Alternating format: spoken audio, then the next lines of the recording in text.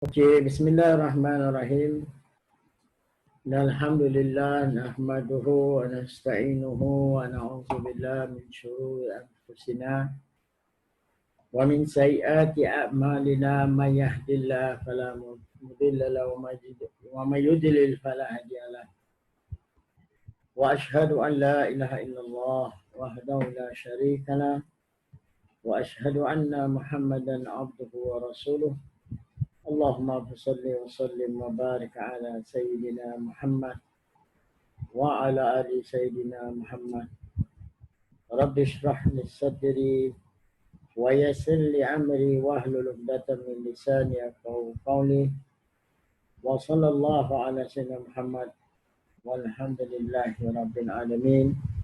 Assalamualaikum warahmatullahi taala wabarakatuh.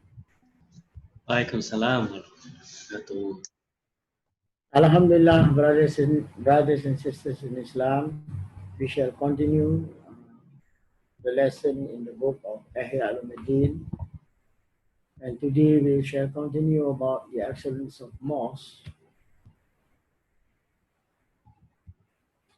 And this is what it is said here, the excellence of mosques and places of worship.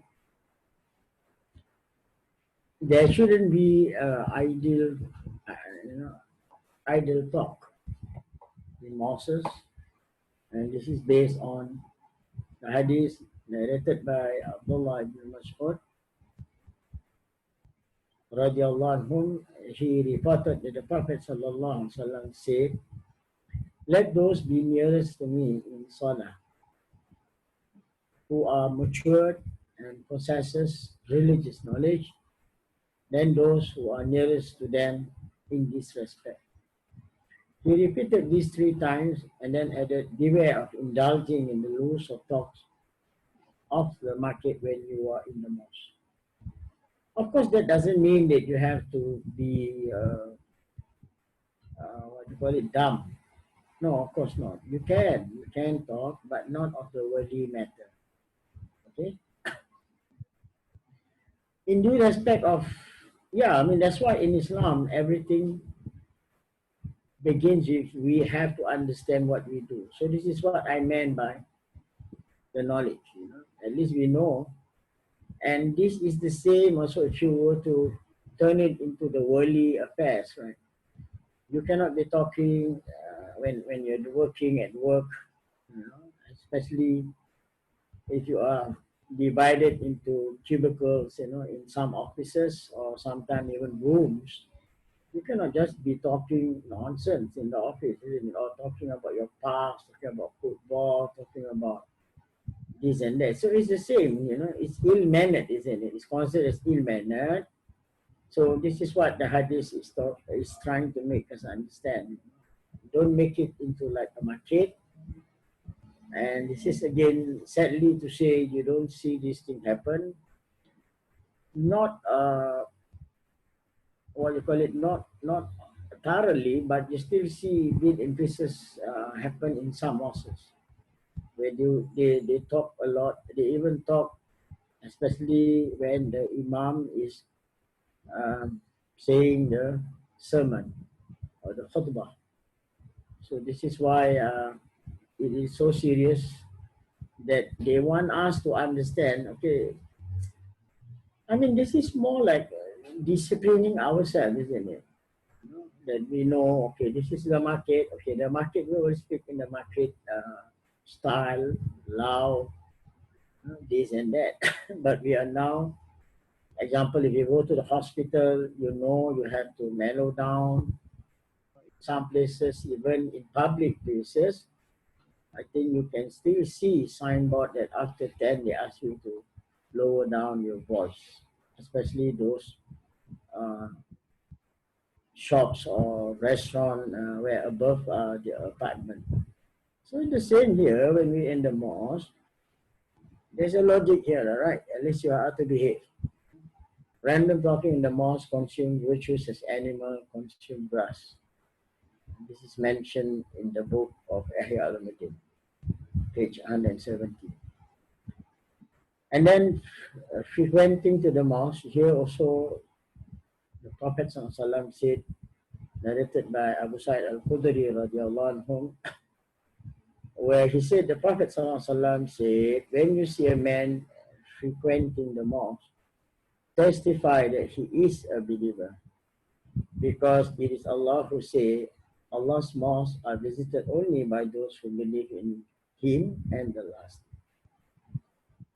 I think it's clear, right? There's no need to explain that you will be rewarded for, if you are frequent visiting the mosque. In fact, there's another hadith that said, uh, if you are frequently going to the mosque, on the day of judgment, you will be clinging around to the mosque. And do not forsake the mosque. Unfortunately, you see, because of we do forsake the mosque before COVID-19, and unfortunately now we have to queue or to even apply for our turn to go to the mosque. So here we already been warned by the Prophet ﷺ, and this is narrated by Abdullah. Abdullah can be Abdullah ibn Abbas, can be Abdullah ibn Mas'ud, can be Abdullah ibn Ubay. These are the three Abdullah who are an expert in the Quran. Whoever would like to meet Allah tomorrow as a Muslim, let him regularly attend these 5 daily prayers. Of course, you can't take this hadith literally. This is meant for those who are retired, you may not have any other things to do, then it's best to get this hadith. So this is what I meant again. Sometimes it's very pitiful to see most of the modern people until do not know what they can do. It's like there's nothing much that they can do. Well, actually, it's not true. If you know, you have to learn about time management, and you have to manage your time accordingly.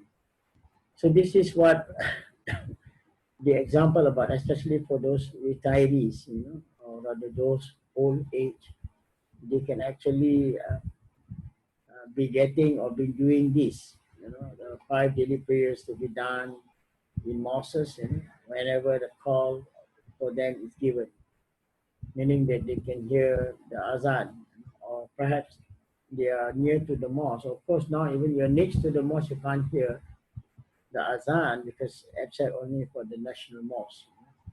Most of all the other mosques is due to because of the built-in microphone, so you can only hear it if you are very near, or whether you are in the mosque compound.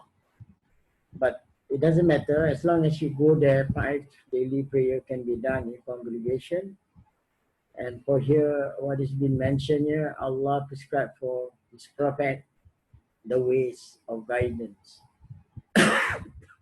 And the prayers are part of those ways of guidance. See? And I do not think that there is anyone among you who does not have place where he prays in his house. But if you were to pray in your houses and forsake the mosque, you would be forsaking the sunnah of your Prophet sallallahu alaihi wasallam. And if you were to forsake the sunnah of your Prophet, you will go astray. So this is what happened to many of us, because we didn't actually follow the sunnah. Now remember, the sunnah, when we're talking about sunnah, it is the Prophet's ways on like how what you call it, in his saying, his action, up to even in to ease yourself when you're going to the restroom. So this is what sunnah is, more to his action rather than hadith. As I already mentioned before, hadith is just a report that you're reading, a report about Prophet Muhammad SAW, like this one now we are going through. Okay, this is just to help you understand. So that's why sunnah here is referring to his action, how he eats, with what, and so on and so forth. So if you forsake the sunnah, you can see there what will happen. You would go astray. There is no Muslim slave who perform wudu, does it well, then walk to the mosque, but Allah will record one hasana, one good deed for him for each step he takes. You see, that's why now during COVID, I think most of you are advised to do the same. You don't want to listen, because everybody is taking advantage of the mosque providing the wudu area and turn on the tap as if like, you're not paying the bill, so it doesn't matter. So you see, this is where you have to learn to take a lesson from what happened now. You are asked to come to the mosque with wudu and bring your own prayer mat and so on and so forth. So this is what happened. Before this, I think not many of them who really wants to be going for the obligatory prayers. Like I said, it's only meant for old age. They have not much responsibility. So there's no such thing as you will be boring here after you've been locked down in your own home. There is no such thing. But because of you don't have knowledge, then you will become very bored. You will be very bored because of you don't know what next to do. And then to go to the hadith, you need someone to explain to you, like some of the literal meaning here. And the hadith also mentioned, I remember a time when no one stayed behind from the prayer except a hypocrite whose hypocrisy was well known. And I have seen a man coming, supported by two others until he would be made to stand in the road. Can you understand the hadith? So we have been warned, do not forsake the mosque. I think it's quite clear, right?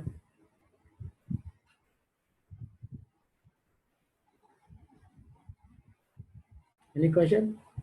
No, huh?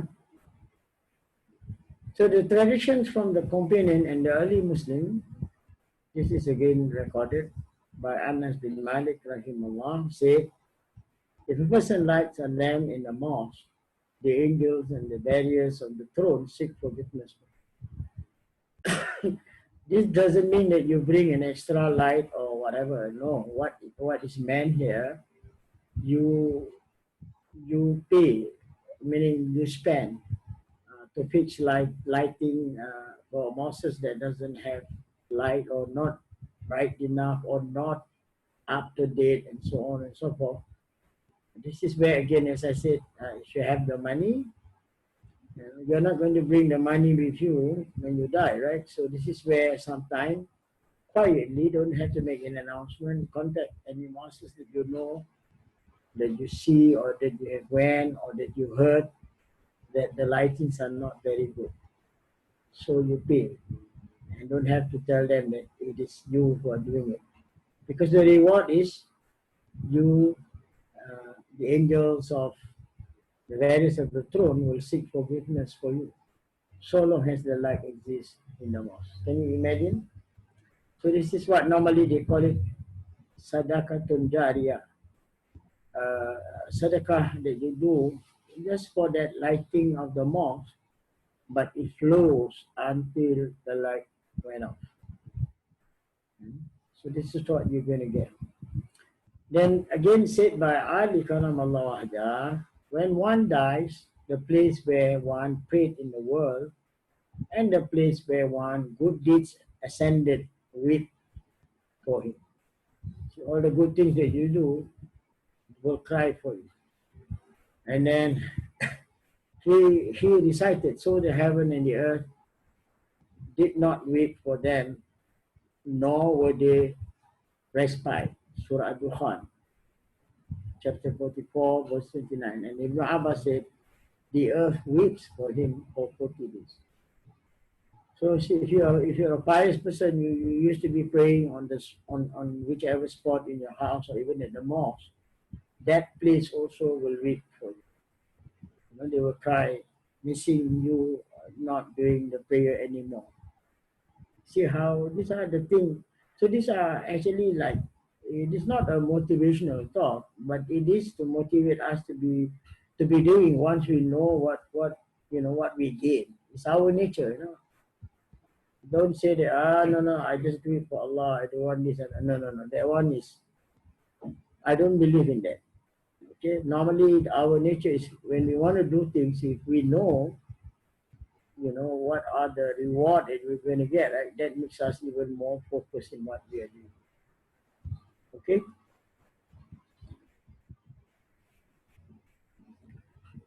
So today's lesson, inshallah, will be more to the prayer, uh, how to internalize it, and so on and so forth.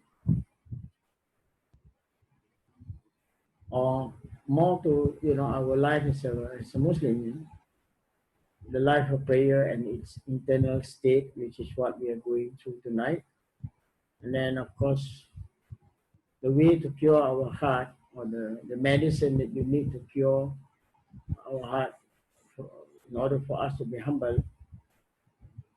So there is a medicine, or rather there is a cure for that. And last but not least, about internalizing the different parts of the prayer. Allahu Akbar.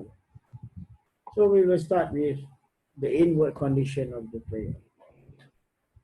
So this is again why I mentioned that Imam Ibn Rajab Hanbali mentioned in his book, The Journey to Allah, that if you were to just be doing the prayer, right, or the Rukun Islam, it doesn't carry a weight.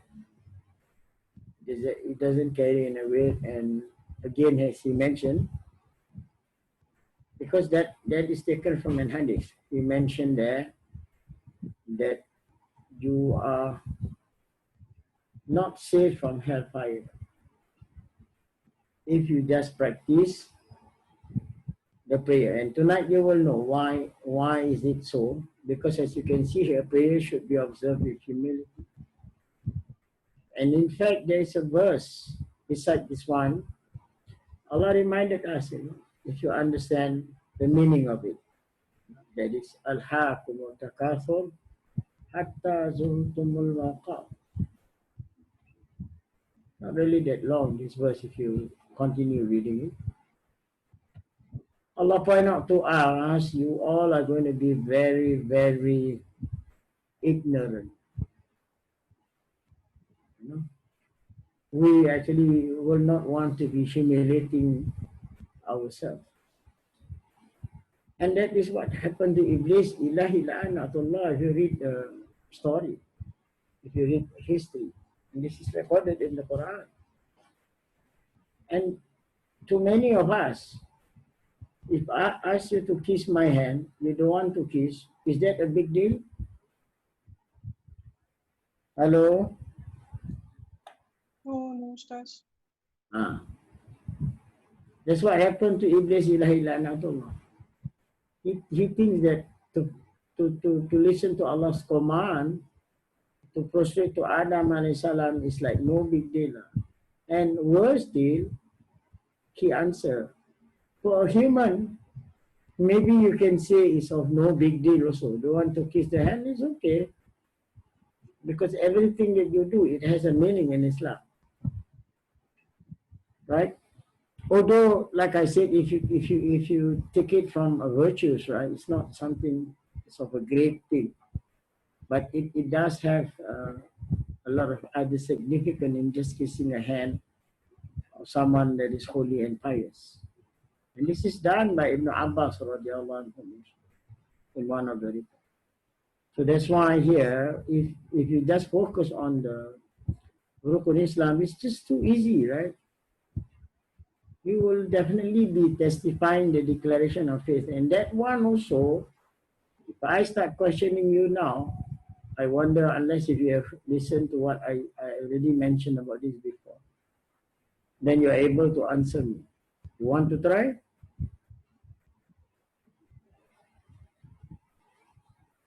Hello? Okay, Ustaz, we try. Sorry? We try. You try, eh? Allah. Okay. The moment you say, Ashhadu an la ilaha illallah, can you tell me what is the meaning?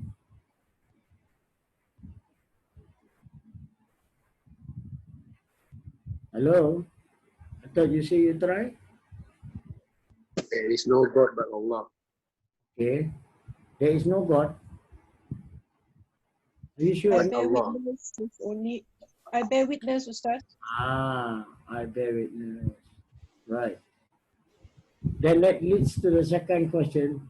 What actually did you witness? Did you really witness? Are you lying? When did you see Allah? And how do you see Him?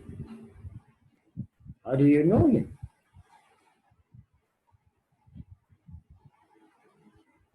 Why silent? By knowing His creations. Why? Knowing? Knowing His creations. Yes. But how that does that mean that you know Him? We try. By knowing His creation? Ustaz, by the Quran and the Sunnah. It is a good try, but that's not the answers that I'm looking for, unfortunately. Okay. In Arabic, when you said ashhadu, right, that means you are testifying. Can you testify without knowing?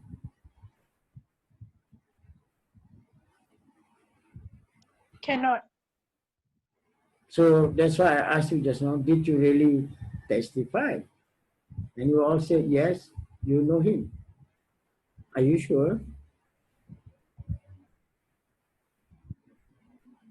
You know, that's why when you say ashhadu, you have to understand that you are testifying, which means that that testification comes with knowledge. That you testify there is no other God except Allah. And when you said except Allah, and that's where just now somebody answers about that He created us. That is just one part of what you know Him.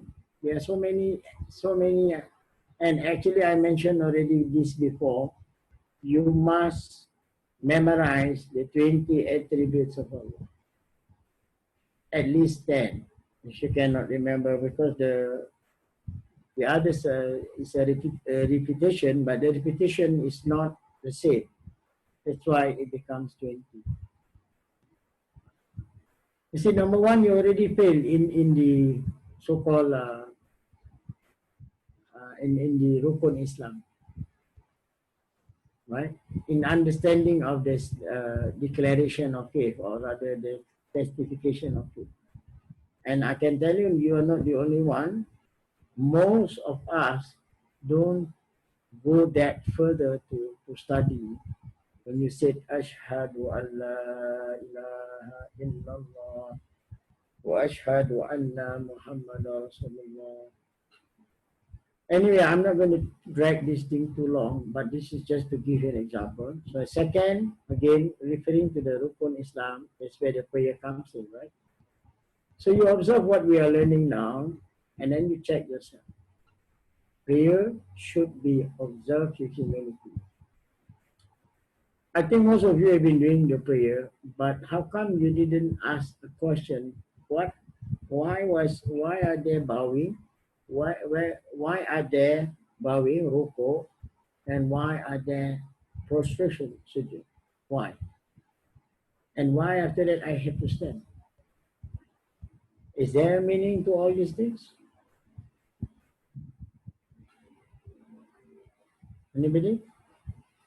Don't worry, this is not about whether you pass the exam or not.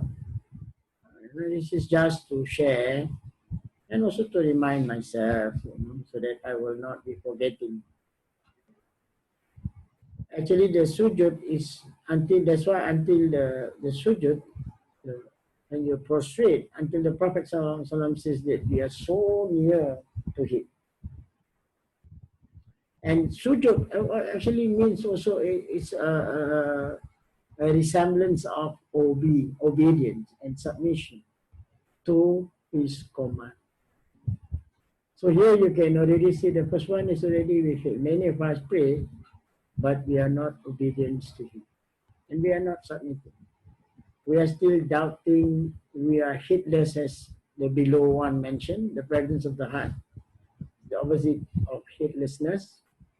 If one is hitless throughout his prayer, how can one pray with the purpose of remembering Allah? As Allah Himself mentioned in Surah Al-A'raf, verse 205, be not of the hitless one.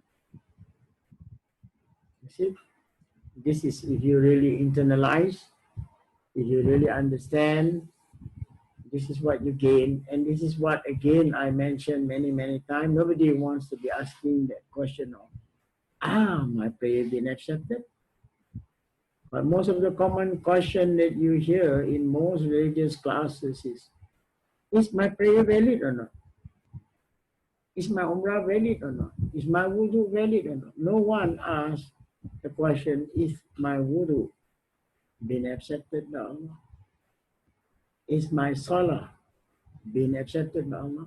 So from this inward conditional prayer, the first part here is already answering to the question of what I mentioned. If you want to know if your prayer has been accepted or not, again, you can refer to this verse, which is again commonly been read, which is inna salata tanha anil fashai wal munkar.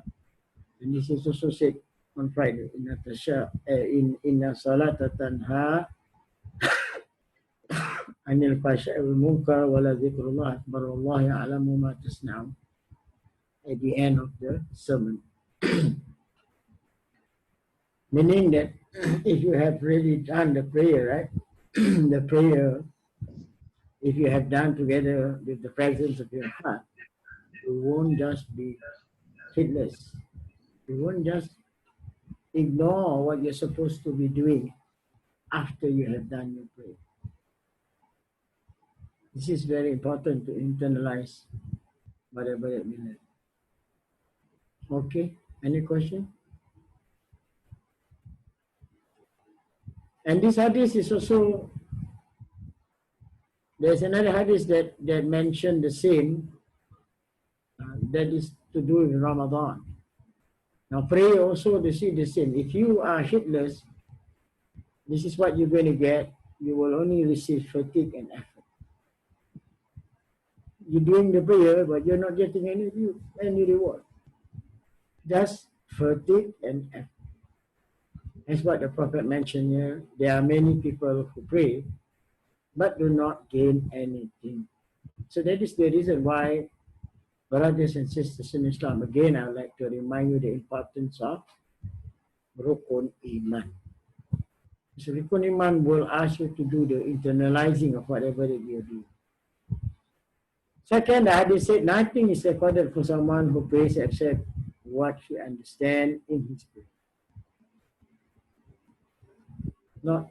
Not so weighty. The reward is not going to be that good. Yes? Everybody say something?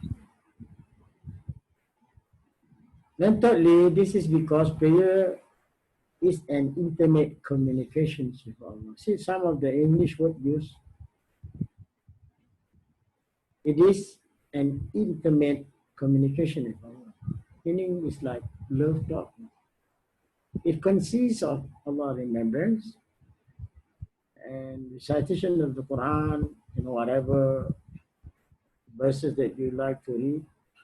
Then bowing, just now I told you, these are all again is a resemblance of sami'na wa ata'na. The bowing and the prostration and the standing is a resemblance of agreeing with Allah's Ta'ala command.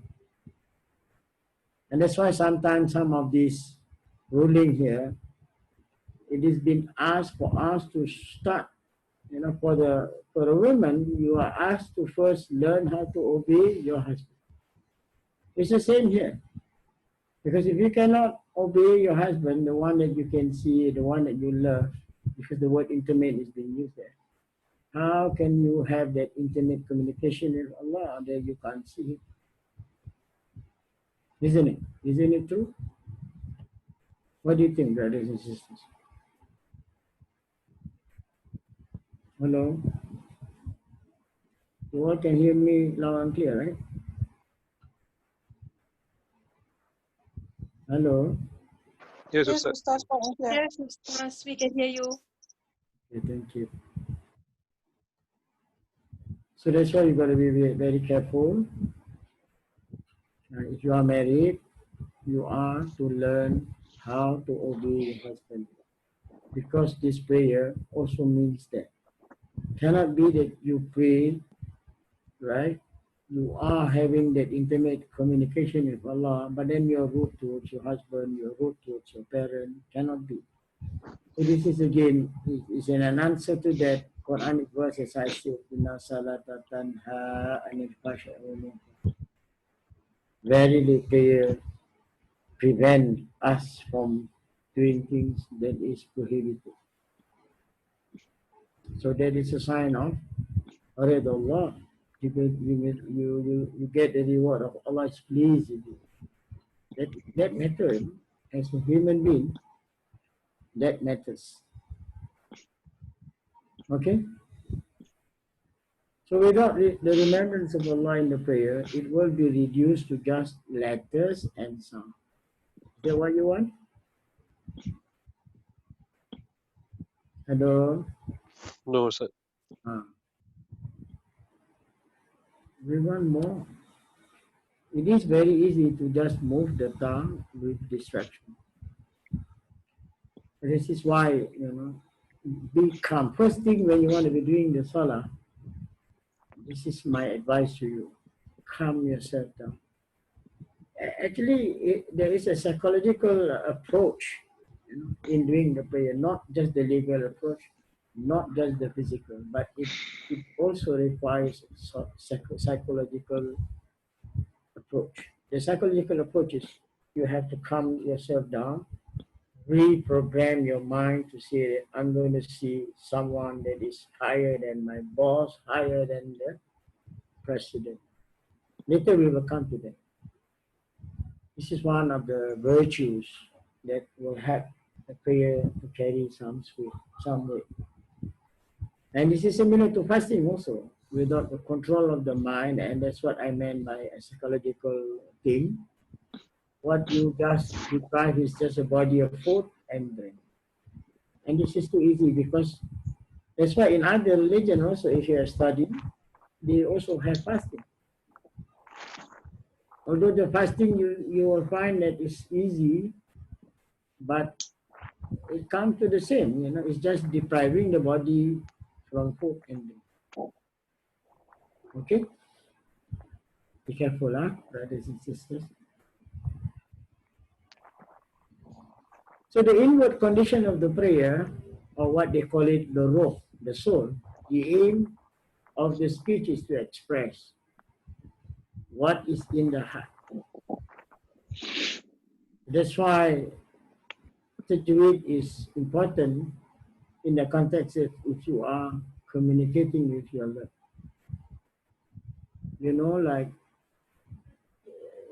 Like the word love is not really that weighty, so to say, right? If you to say I love you, Mary Mahabbat in Hindustan, I suppose. Aku cinta engkau in Malay, wa aini in Chinese. It's not really that expressive, although that is the simplest way, all right, to express what is in our heart.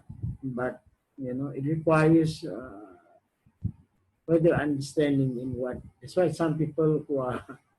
I remember when I was doing counseling in prison. Most of the counselors are professional counselors. Can you imagine they are professional counselors? At the end of the day, the counseling that they do, the counseling, marry the counselors. Which means to say the counseling knows the expression better than a counselor. So the counseling session has been reversed to, instead of the counselor counseling the counselee, but then the counselee marry the counselor. Then everything stopped. But after that, of course, a lot of things happen. So this is what it means. The result of you do without knowledge, that is what is, which can be done only if you want to express, that is why I said just now, if you calm down, then that humiliation will come. You know, I'm just not really you feel so shy, ashamed of standing in front of man in nas. And like I said again, this humiliation thing, sometimes you have to experience. You know? I think maybe my daughter Sirat, Intikab wife, or maybe even yourself. I don't know if you are in the military, if you're in a uniform group, when you get to meet the higher hierarchy, you know, or the high ranking, your bosses or even ministers, you know, that's where you will understand about how to humiliate yourself in front of all these people, where actually they are just human beings. But then you know, you see the way how they, hmm, especially if you're in the uniform group, even when they salute, oh, you see the hand got springs on it. Really, you know, this is what it means by with humility of the spirit and presence of God. You will feel that you are small. That's where sometimes, unfortunately, sometimes, you know, but there are times where you didn't know why you cry because of that humiliation. When you feel like Allah is watching you and you are moved by that look, so to say. Okay? And if one is inattentively, if you recite in an inattentively manner, you recite the prayer, keep us on, especially when you come to Ihdinas siratal mustaqim, keep us on the right path. It becomes but just a movement of the tongue and nothing else. You're not really seeking for direction. Most of us isn't. Because every time when we do the prayer is we are rushing. So our mind are not programmed to tell us, I need to be focused, you know? I need to be humble, I need to always. Only for that moment is if you were to time it is the most is 5-6 minutes to add all these things here that we are learning. Be more focused. And in fact, Surah Al-Fatiha is known as Sab'a Mathan. That means it's 7 sentences. You break it accordingly, then you are able to be, you know, attentive. You're able to, you know, like, I think like what you hear in Quran, Medina, and even in some of our mosques here, some of them can read it you know, with pause, you know, like so beautiful that once you say one Bismillahir Rahmanir Rahim, and example. I'm not really that good lah, but I'm just trying to make you understand. You know? That's why the recitation will kind of like hit you back. You know? And that's why the Quran, one of the ruling of reading the Quran, it has to be heard by your ears. You have to hear yourself. Because it will goes in you back, and then after that it helps a lot in other things. It's clear. Okay. Then the aim of reciting the Quran and making the dua is to praise and glorify Allah and invoke Him. But if your mind remain absent at that time, and if you do not realize it, then your tongue move only out of just a habit, which is far from the aim of prayer. So this is what happened to many of us. I don't know, I'm not asking you to admit, but I can tell you, including myself before I became a teacher. Okay? It just, you know, it's the tongue that moves only out of habit, which is far from the aim of the prayer. Well, sometimes, like I said, especially for the later generation, when we talk about habit here, it is how, uh, as I mentioned, that if you cannot wait, unfortunately, because we still have the Thursday class is still running, I will be sharing about these things, about this habit, and for those who still have uh, infant or a yet to be born baby, you need to know the importance of the hadith that the Prophet point out. And I think you can see even in Singapore, domestic violence happens, and we have a body here in Singapore will take away your children from you. Should there be a domestic violence, and this is due to because of the upbringing. Because who you want to pinpoint at, it doesn't matter. Although we have heard the two that killed the child, the sentence was so heavy, 27 years for the husband, 28 years for the wife. Wow, 24 stroke for the husband. Scary. This is what the challenge that the later generation will be facing. And it goes back to the hadith that I mentioned before, Ma yuladun alam fitra. The Prophet reminded us, the child were born pure. I think you all are intellectual people. I'm sure you can understand what does it mean. The child is born pure. Meaning, like, I think for those who have children, you may recall this. How you raise your child.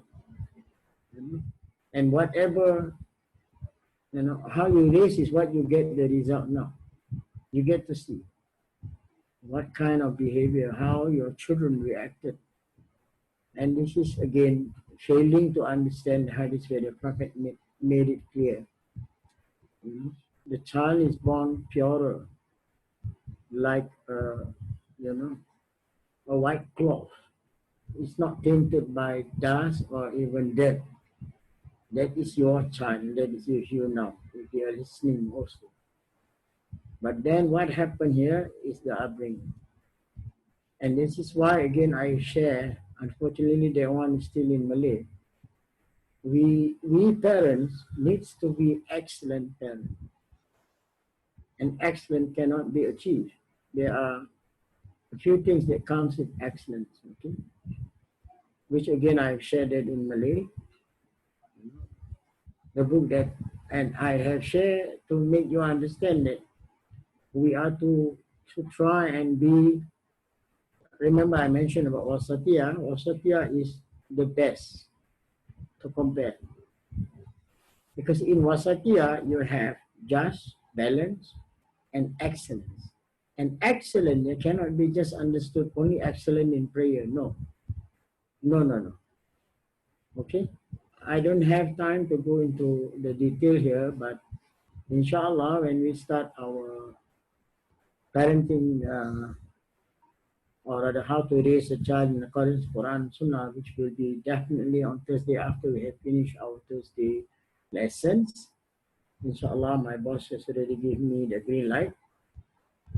So we will take that night, to share. So just keep on the lookout. It's not going. I think for those who are following the class, you will know whether when the class ends. Immediately when it ends, the next week we will start. Okay. So this is just to try and relate what is being written here. That your tongue move only out of habit. So that's why zikr also, some of these practices, right? The scholars try to motivate us, make it become a habit first before you can reach the level of istiqamah, which is steadfast in whatever you're doing. So you have to start, just make it a habit. And in the raising of a child, I have sources that is being shared. You start reading the Quran, the first juz, Surah Al-Baqarah, to your child on the first day of when the child was born. Now all these, if you are, I think I have my lovely daughter is she's a nurse, or I think what do you call it, medic. She's in medic. For those who work in medical, you will understand what I said, right? It is like you're playing a recorder, you know, and the recorder is on automation. The moment you read, it's recorded in the mind of that child. So it starts with day one. You read it until the child until 30 days. So you have within that period, according to the calculation, you have managed to complete the 30. I mean, the first juzu of the Quran, 30 days. Then you move on, continue reading until 2 months, 2 years, 7 months. That means you have complete the whole Quran. When the child grow up to 2 years, 7 months, that you have completed read the Quran to the child. Then comes continue again when the child is at the third year, start teaching La ilaha illallah 7 times. Just read 7 times until the child reach 3.5 years.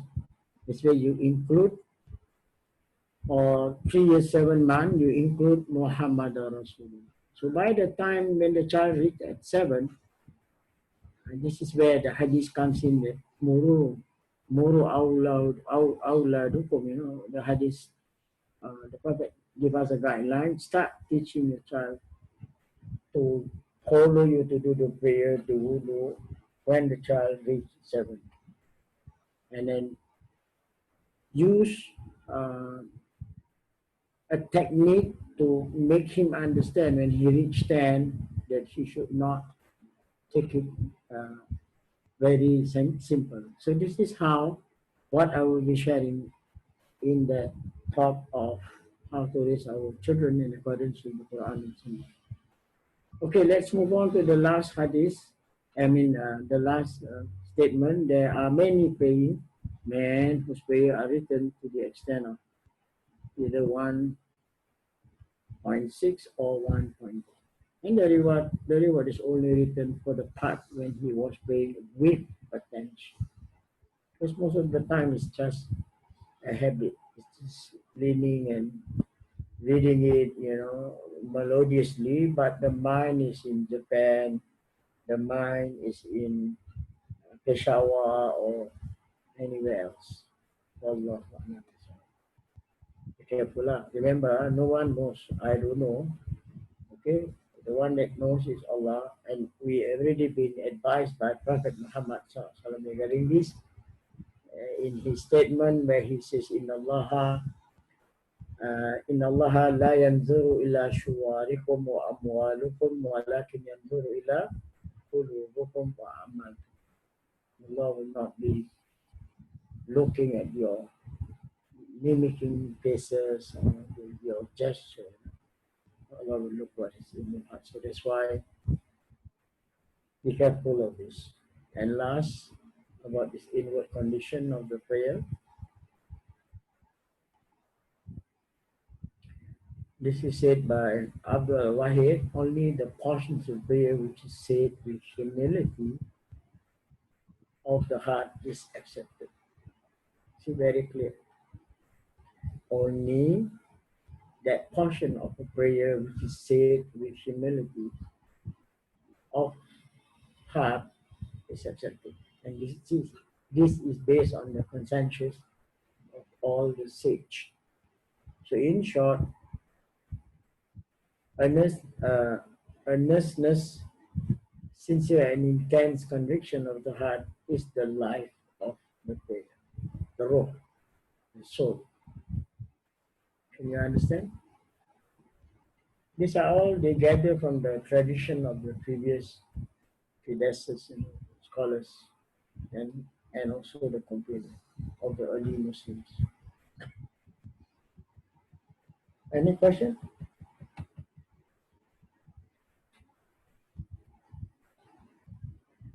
Don't be shy.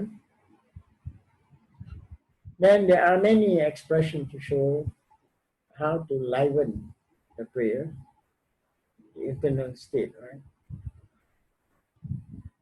Of course, the presence of the heart is that one requires time, but it will come the moment you have the second one. Once you have that understanding, like sometimes you see even Malay drama, so you can see the presence of the heart, especially when Intikab is looking at an Hindustani movie. I think they will cry lah. In some, the heroine cry or whatever, you know, in that movie that really touches your heart, right? Then that is known as the presence of the heart. In movie they can be present, the presence of the heart. It's as if that you are in that movie, you are part of the Astaghfirullah. Because it's human language, isn't it? Speaking Urdu or in Hindustan, the language is understood by the Hindustani people. But this one is Arab, and we are not Arab, so we don't care whether we understand or not. But we are supposed to put on an effort. Again, this effort is just to help us to have that presence of the heart when we are doing it. And then you feel honor, and that's where this has been, I mostly repeated this, hope and fear. Then you know that, okay lah, I'm not really that pious like myself. So I definitely will depend on, I was hoping that Allah will bless me. And then as I was sharing with my wife, as age is catching up, I'm beginning to tell her, I said, let's get rid of whatever that we have here. For fear that if you die, then all these underutilized things or the things that is of no use for you already, you better give it away. Alhamdulillah, I've only got 2 daughters, so they took many of it already, so not much left in my house. For fear of Allah will question you, you have this, you have that, now I never share. Okay? And for the rest of my children, like your respected self, the only one that I can just leave to you is my knowledge. Whatever that I have, I will share. So let's go into the detail. So the presence of the heart here is that action and word are the same in the heart. Okay, as you say, and then the action that you do is synchronized. Okay, that is what the presence of the heart means. The action cannot be like, just take the first part, and brothers and sisters in Islam. Just take the first part. Try. If you don't believe what I said, try. The moment you utter Allahu Akbar, you see, if you see it together, the presence of the heart, you definitely goosebumps. Definitely. Okay? That's what it means. The presence of the heart is the action and the word are the same. And that there is no other thoughts. Because these thoughts are the ones that are distracting us. Most of us are distracted by these thoughts. And that's why, again, the declaration of faith, you have to also look into this. Not the tongue utter, but then the thoughts is somewhere else, the heart is not there. Then the testification of faith is invalid. Okay? So when there is no other thoughts in the heart, there is sincerity and intense conviction. That is the first. Second, when the heart is not present in prayer, it does not remain idling, but it concentrates on the thoughts of the worldly affair. This is what happens. That's why sometimes you see, for all you know, then suddenly, Assalamu alaikum wa rahmatullah. This was my. You suddenly thought that they are still prayer for you to do, but then suddenly you just finish because you're idling. You're not concentrating. But the thoughts is thinking of the worldly affair, especially during working hours. That's why Be honest with yourself, and this is what I meant again, the excellent at work. Don't try to cheat your boss, and don't try to be smart aleck, and don't try to compare Allah with your boss. To say that Allah is more superior than anything else. Be careful of this kind of thoughts. No, no. What you have to do because this working fall under what they call it as ibadat umum. Ibadat umum is things to do with human, okay, or what they call normally is habluminanas. I can't go much more to explain, but in my other classes, I will normally will be trying to take from here and that. So I'm so sorry. I hope I don't confuse you, which I don't think so because I'm relating some other matters so that it will help your understanding the foundation. Whatever that I'm trying to share, it becomes more concrete and solid. I hope so. But if I confuse you, well, scold me lah, no problem. Let me correct myself. Then there will be more better in what I will be presenting. Okay, don't be a scared. I'm not really that big, so now left skin and bone. One punch, everything will drop. So don't worry. I'm ready to be scolded and corrected in whatever that I do if it is not right. Okay. So in our previous lesson, we have learned that from the hadith that the Prophet ﷺ says, which means whoever makes the world his most important matter, Allah will confound his affairs and make poverty appear before his eyes. And he will not get anything from the world but what has been decreed for him. We will also cover that later. Okay? What has been decreed for him. Whoever makes the hereafter his most important matter, Allah will settle his affair and make him content in his heart, and the world will come to him, although he does not want. This is an hadith from the book of Sunan Ibn Majah, hadith number 4105 or 4105, and the hadith is Sahih. So, see, it's beautiful.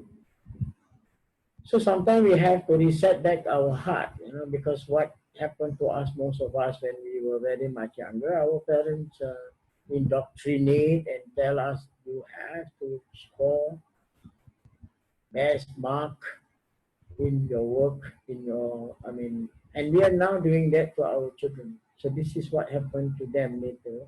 Now, please, brothers and sisters, if your children are listening to you, correct them in this matter. Make the hereafter. So make the hereafter his most important matter doesn't mean don't need to work. Doesn't mean don't need to study. Doesn't mean that you cannot get grade. No. Be careful about this thing, okay? Don't wrongly understood the hadith. That still remain, but priority. The first priority is to be given is the hereafter. Okay, because this is the most important matter, and as what is been mentioned by the Prophet ﷺ here very clearly, that Allah will settle your affairs. So meaning, if you give priority to the hereafter, your schoolwork, Allah can ABC.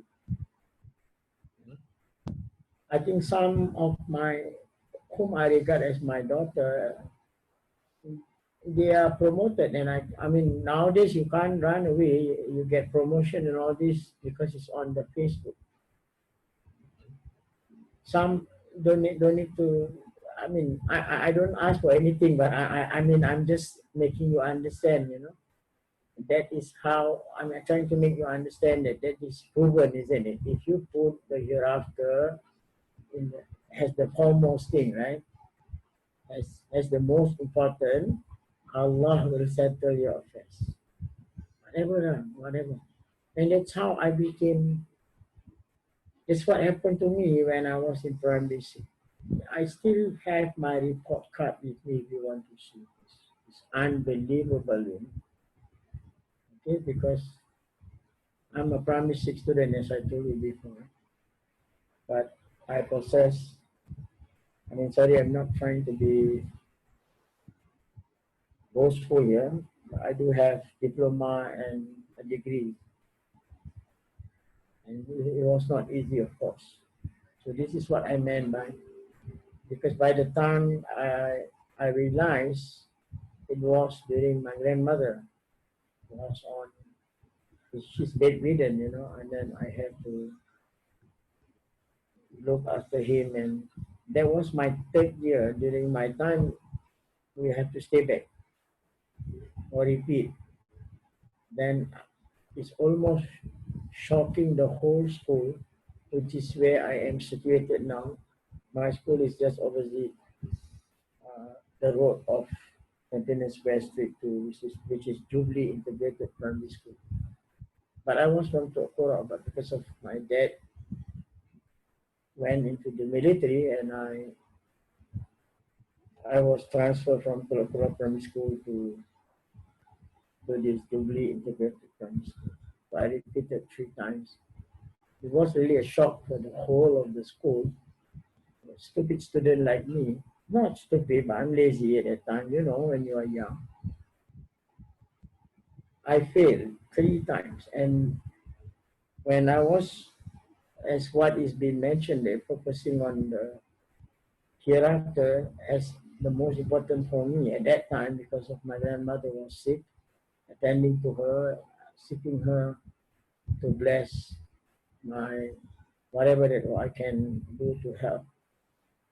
Which Alhamdulillah, it was really a shock even to my form teacher, Miss Susie Lee. I can still remember every one of them. And even my Malay teacher, he was at one time a chairman of Masjid Mujahidin at Queenstown, Sheikh Abdullah. She's my Malay teacher. They were all shocked when they saw me now, of course. That there and that time also they already see I I score a very high marks in my what primary school living certificate, and I was third in class. So this is I just trying to make you understand this part here. If you make the hereafter is the most that you put on the forefront, right? As known as the most important matter, then all your other things will be taken care by Allah Ta'ala. Allah will settle your affairs and make you content in your heart, and the world will come to you. Although He does not, although you don't want it. Okay? Then so we must have a firm belief that prayer is stepping stone to the next world. So we have to try and put on the effort. Of course, that is, you cannot run away from all this, isn't it? Because it is supported by the Quran. وَلَلْآخِرَةُ خَيْرٌ لَكَ مِنَ الْأُولَى. Very clear. And if you are smart, you should be focusing on the everlasting place that you're going to be staying rather than the temporary. All of us knew that this world is not temporal. It's temporary. You know, like I was discussing my wife this evening, I need to think of I paid this house cash. Can you imagine what a regret I said to her?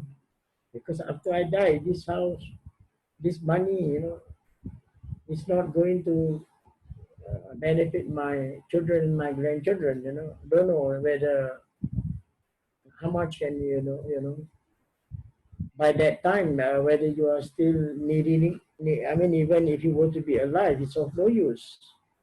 You cannot use, you know, whatever. So I was just trying to make her understand. Let's be now trying to find how we can raise our reward in the hereafter, because that is the everlasting place. I told her, inshallah, I don't give you everything in this world. I can't provide you everything in this world. No gold, no diamonds for my wife. So I said, inshallah, in the hereafter, the whole of your body will be given to you this diamond and gold. Okay? So the presence of the heart is again when one has realized that the world is temporary, as I just mentioned. That will definitely, you will feel it, oh, so many things that you've been doing, so many things that you've been buying. Allah, you will definitely. That's why sometimes some people very difficult to die, because they regret. They regret. I just buy the handphone now, Lama. I take my life now. Just bought this, just bought that, just get promoted. It's a staff sergeant, good salary, sekali. Allah call you back.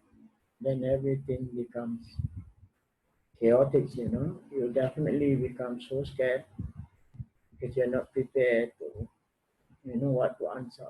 So the presence of the heart is considered as a gain when one has realized that the world is a temporary place and it is insignificant. Any question? This topic is quite long. I think I saw the slide is about 50, or 24 or 50. So take your time now. But it's interesting because these are all the internalizing of the what we have been doing. Maybe some know, some may not know. Okay, no question, eh?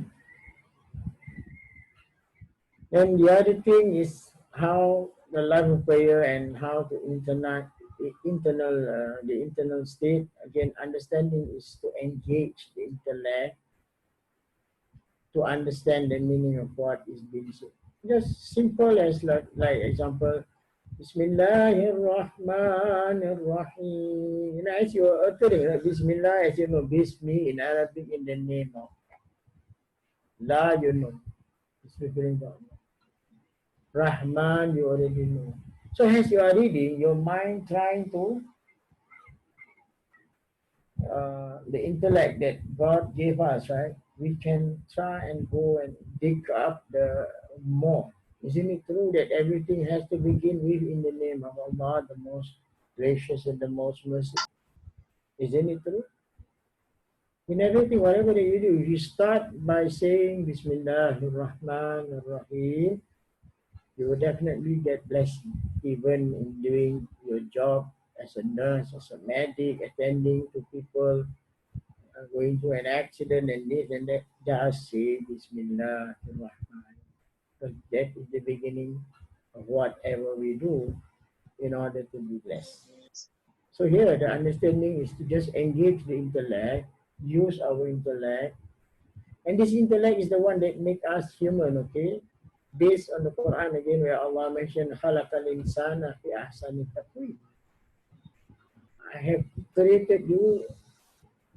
Taqwim is referring to ahsan, the best intellect that I give you to, so that you can understand the meaning of what is being said. And then the medicine to removing various random thoughts which come into the heart in prayer is to cut the root or remove the reason which caused these thoughts. And that's why I also been repeated this in the chapter Surah Al-A'raf. Remember the Quranic word where Allah says, وَلَقَدْ ذَرَأْنَا لِجَهَنَّمًا كَاثِرًا مِنَ الْجِنِّ وَالْإِنسِ. Where Allah mentioned that there will be many in human being and genie in hellfire. And the reason is because of they have heart, but they don't use it, and the same here it mentioned about the thoughts that come into the heart to cut the root of whatever that you are trying to do. Okay, so whoever loves a thing remembers the thing. Okay? If you love prayer, remember the prayer. So whoever loves things other than Allah is not free from diverse thoughts and feelings. And loving Allah doesn't mean that you sit on the prayer mat 24 hours or 24/7. No, no, no. This is again the wrongly how people understood the Quranic verse in chapter 3, verse 31, as I have been repeated that also. قُلْ إِن كُنتُمْ تُحِبُّونَ اللَّهَ فَاتَّبِعُونِي يُحْبِبْكُمُ اللَّهُ وَيَغْفِرْ لَكُمْ ذُنُوبَكُمْ وَاللَّهُ غَفُورٌ. Of our standard, of our generation, or our society, we will not be able to reach the level of the earlier generation. And the number are very less. And they can grow themselves until they die. It's almost impossible. Most of us, we can't do that.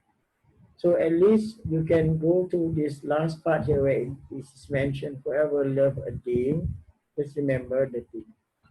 And whoever love things other than Allah, then you will not be free from diverse thoughts and things. Meaning that the mind will be corrupted, whether you like it or not. Because Satan is external, remember? So he will come and distract you. He find mean and ways to make you think, you don't dream now, you will never reach him and this and that. So that verse that I just read just now, chapter 3, verse 31, especially among the youth today, I find that I just don't know what else to do. I find that I'm very saddened with many of our younger generation. I can't go to every one of you to find out, but I can. I'm just trying to understand. Are we having the right understanding of what is being taught by the religion? If we are, there are many things can be done. And I'm glad that this COVID is not over yet. Actually, you see, we can create programs even in the day. We can have courses even in the day, at any time and anywhere. As you know, Zoom can be installed onto your phone. You can be at every. I remember last Sunday when I was teaching the Mabuhay Club. Of course, they are not in Darul Arkam because it's still locked in, right?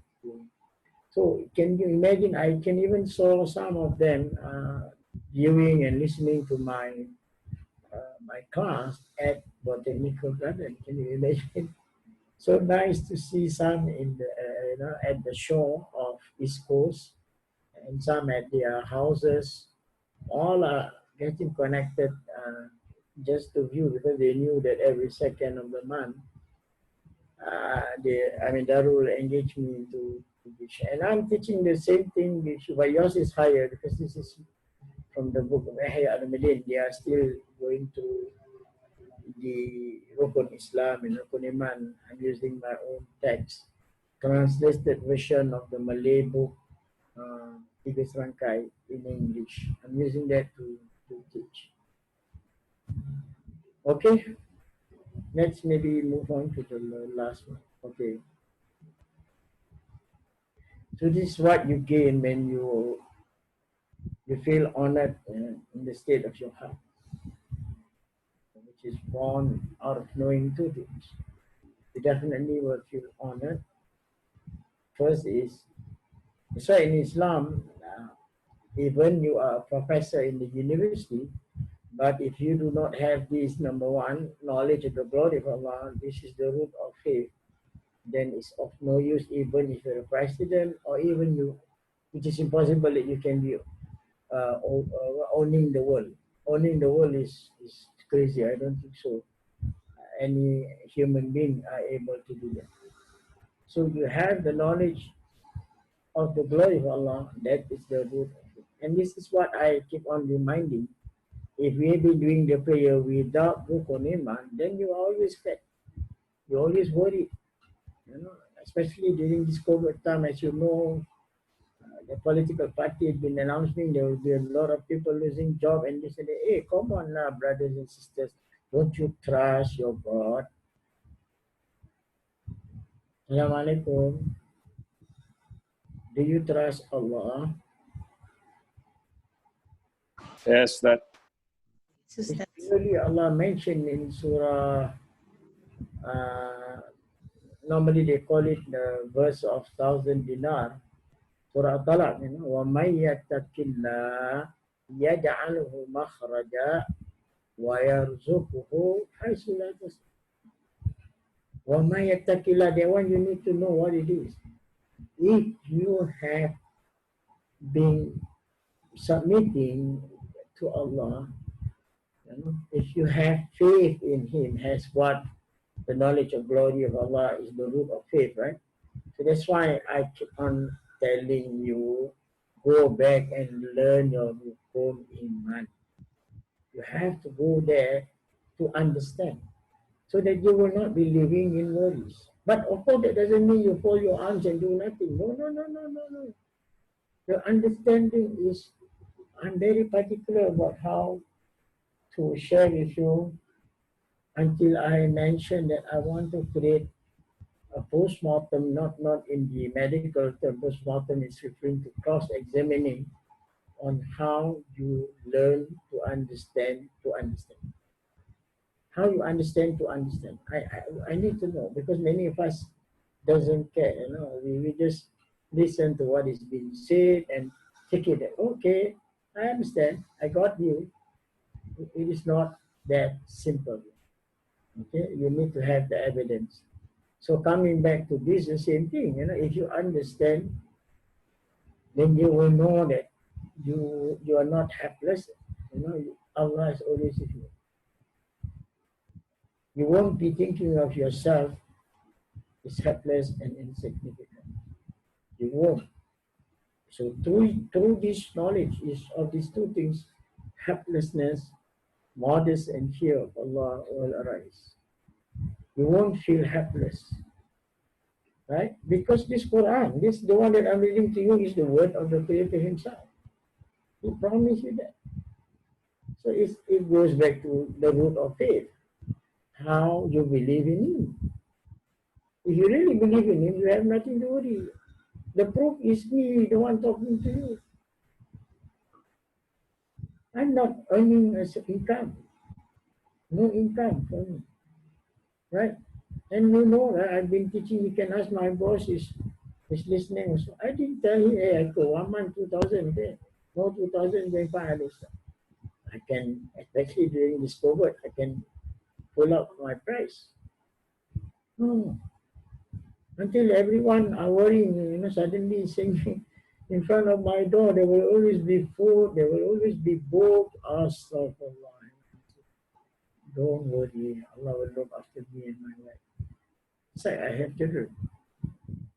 But I'm just sharing to tell you that my wife is not working now. So I don't feel helpless there. There will always be some.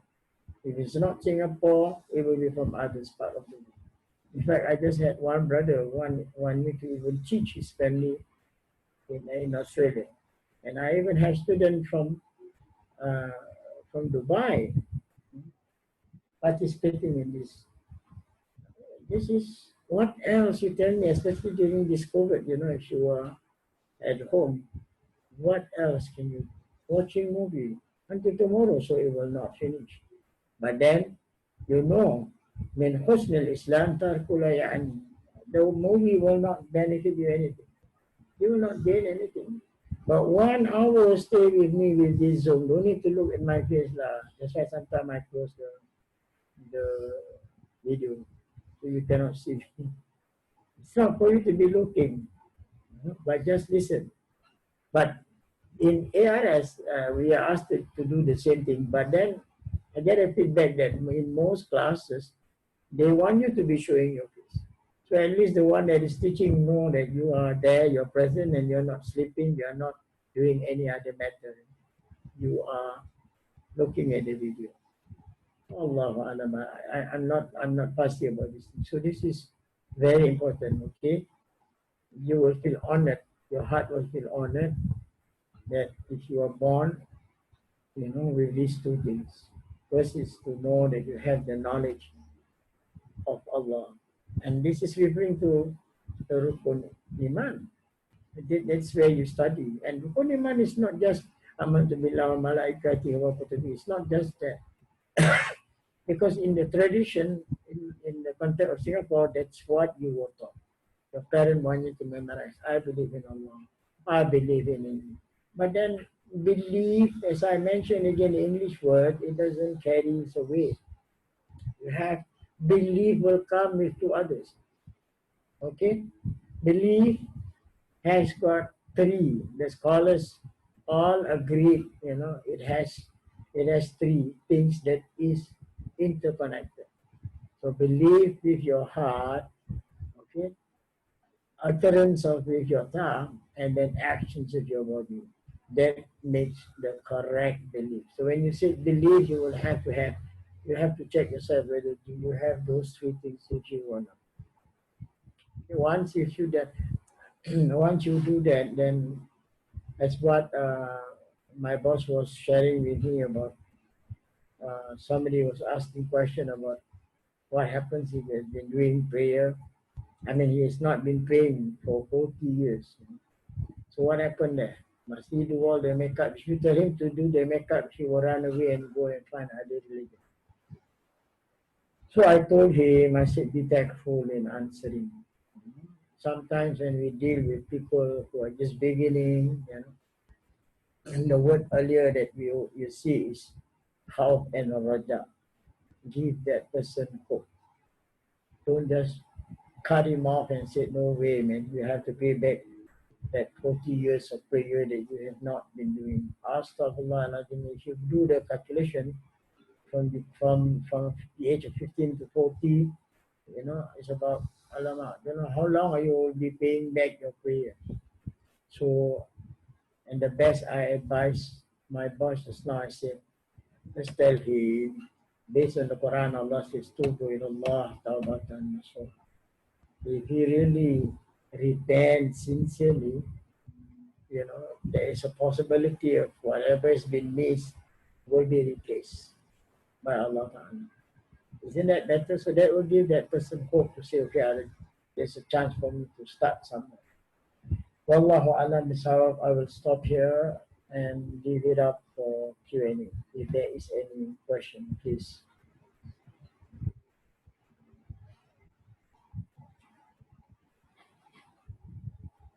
Silent again.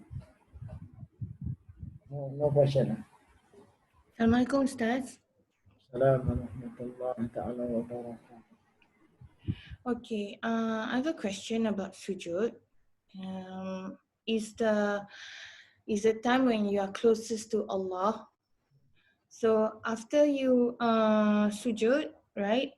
Is it a good idea or is it encouraged to make dua when you are sujud? Because there's a few different theories on this. Some say it's the best time and some say it's not good because that takes away your khushu from your prayers.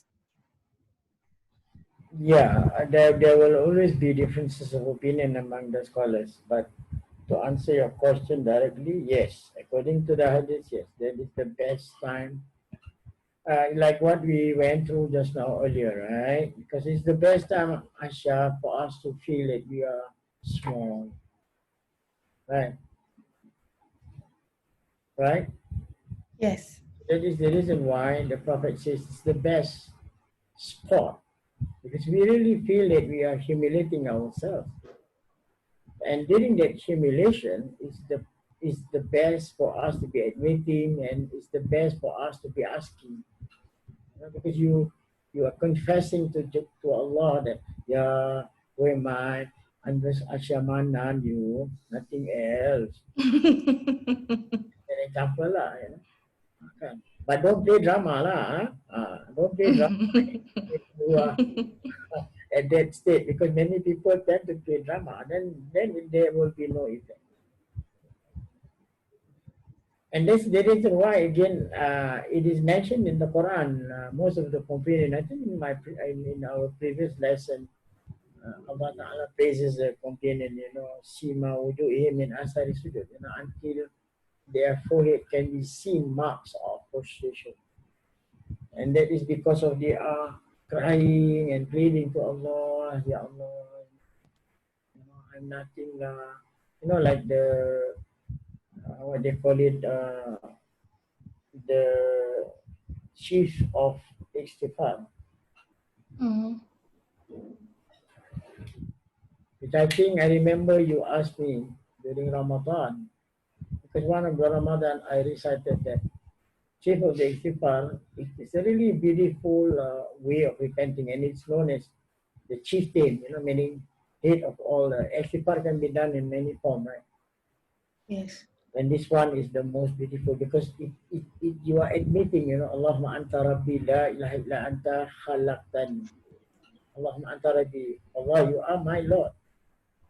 La ilaha illa anta, there is no other except you. You are my Lord. Wa ana abduka, I am your servant.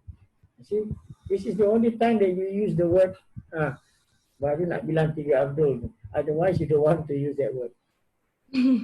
We are so shy to be using the word Abdullah.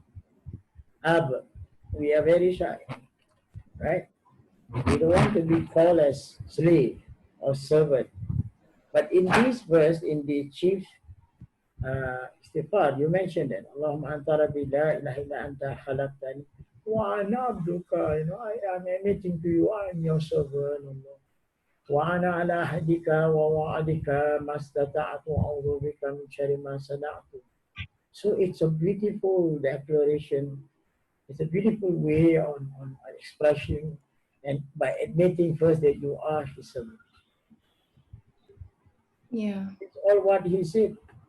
In the Quran, he says, وَمَا أُمِرُهُ إِلَّا لِيَعْبُدُوا اللَّهَ مُخْلِصِينَ. I didn't demand for you to be doing 1,000 times Sunnah prayer, fasting the whole day, fasting the whole year. That's what happened to the earlier generation, They wanted to do that because they enjoy, they understand. Shah, this is like, when you met your husband, it's very hard to, that intimate feeling, right? Can Mm-hmm. we have that? Can we divert that to now Allah rather than your husband?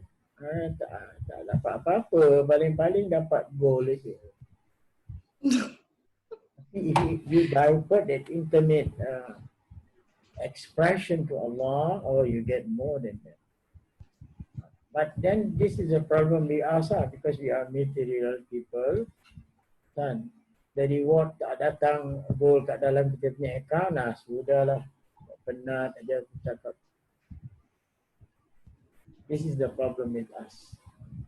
That's why the condition that is stated in the Quran, Alladina yu'minuna bil khair. It's not easy, Alladina yu'minuna bil khair. The first condition that is being said for those who want to have faith is to believe in the answer. Then only the second came for you Nasara. Then the prayer becomes very, very effective, so to speak. I hope that answers your question. Yes, it did. Thank you very much, Ustaz. During the dua, during the sujood. And it is recommended the last sujood, not in between. Because it's very drag you the and last you sujood. lose concentration and all that. Because the last one is where after that you are saying Salam Alaikum already to Allah. Correct. Any other question? Brother Aslan?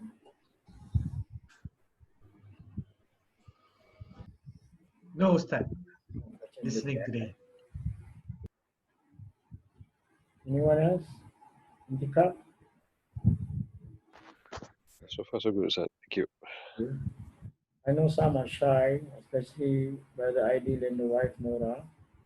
They wouldn't want to say, but if there's a question that you don't want to say it out, you can type, as you know, right? Home is using where you can type. So I know that there's a question at the chat there, you can type.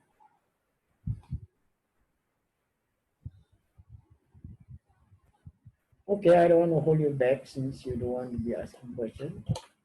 I hope that I have made clear to understand. what is being said, and if I mislead you or say it wrongly, please accept my apology. Like I said, although I have a degree, but that doesn't mean that I'm good in my presentation. It maybe put you to sleep. Maybe the language that I use is not appropriate. So do forgive me. Those are my shortcoming and the flaws that is from me. And that's why normally I will use texts or books in order to be certain that I'm saying the right thing. Allah so Astaghfirullahalazim. Bismillahirrahmanirrahim. Allahumma inna a'udhu bika min ilmin la yanfa' wa min qalbin la yakhsha' wa min nafsin la tashba' wa min da'watin la yustajab laha. اللهم أغننا بالعلم وزينا بالحكمة وأكرمنا بالتقوى وجملنا بعافية يا أرحم الراحمين. بسم الله الرحمن الرحيم. والعصر إن الإنسان لفي خسر إلا الذين آمنوا وعملوا الصالحات وتواصوا بالحق وتواصوا بالصبر. سبحانك اللهم وبحمدك أشهد أن لا إله إلا أنت أستغفرك وأتوب إليك. وصلى الله على سيدنا محمد والحمد لله رب العالمين. السلام عليكم ورحمة الله تعالى.